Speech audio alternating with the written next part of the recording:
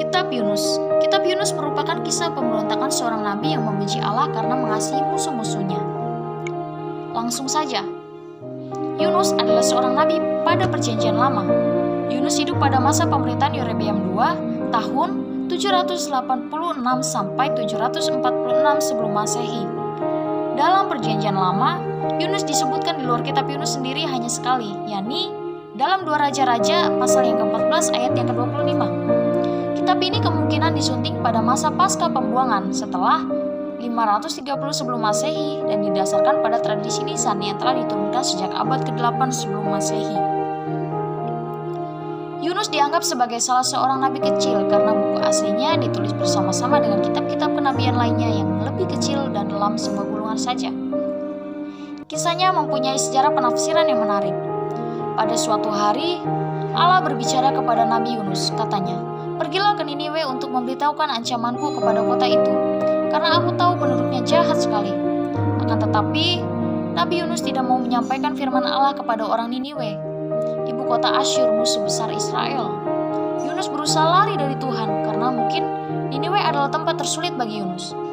Jadi, Nabi Yunus naik ke kapal besar dan pergi ke kota lain.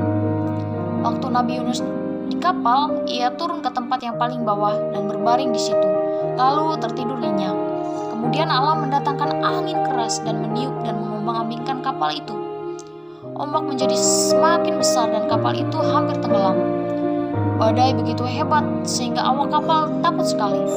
Mereka berteriak-teriak minta tolong masing-masing kepada dewanya sendiri. Supaya kapal itu tidak karam, mereka membuang muatannya ke dalam laut. Pada waktu kapten kapal itu turun ke bawah, ia menemukan Nabi Yunus di situ sedang tidur. Lalu ia berkata, "Bangunlah, berdoalah kepada dewamu untuk minta tolong."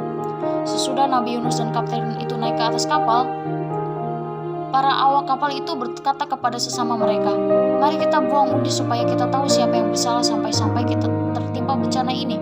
Lalu mereka pun membuang undi. Nama Nabi Yunus lah yang kena.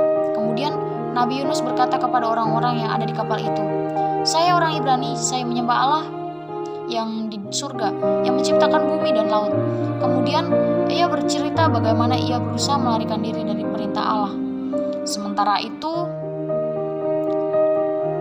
badai makin menjadi-jadi, lalu para awak kapal bertanya kepadanya, "Apa yang harus kami lakukan kepadamu supaya badai ini berhenti?" Jawab Nabi Yunus, "Buanglah aku ke laut, pasti badai akan berhenti." Tapi para awak kapal itu masih berusaha sekuat tenaga untuk mendayung kapal itu ke daratan.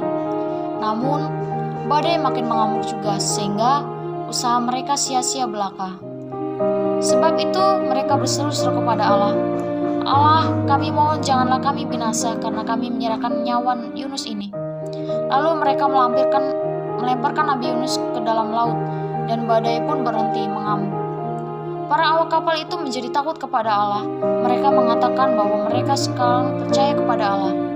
Tuhan Yesus menyelamatkan Yunus karenanya Nabi Yunus tidak mati di dalam laut. Di dalam Yunus 1 ayat 7 begini bunyinya, "Maka atas penentuan Tuhan datanglah seekor ikan besar yang menelan Yunus, dan Yunus tinggal di dalam perut ikan besar itu 3 hari 3 malam lamanya." Kemudian di dalam pasal yang kedua ayat 1 sampai 10 ia berdoa dan meminta diselamatkan.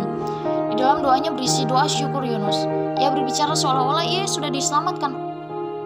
Kemudian atas perintah Allah itu ikan itu memuntahkan Nabi Yunus ke daratan.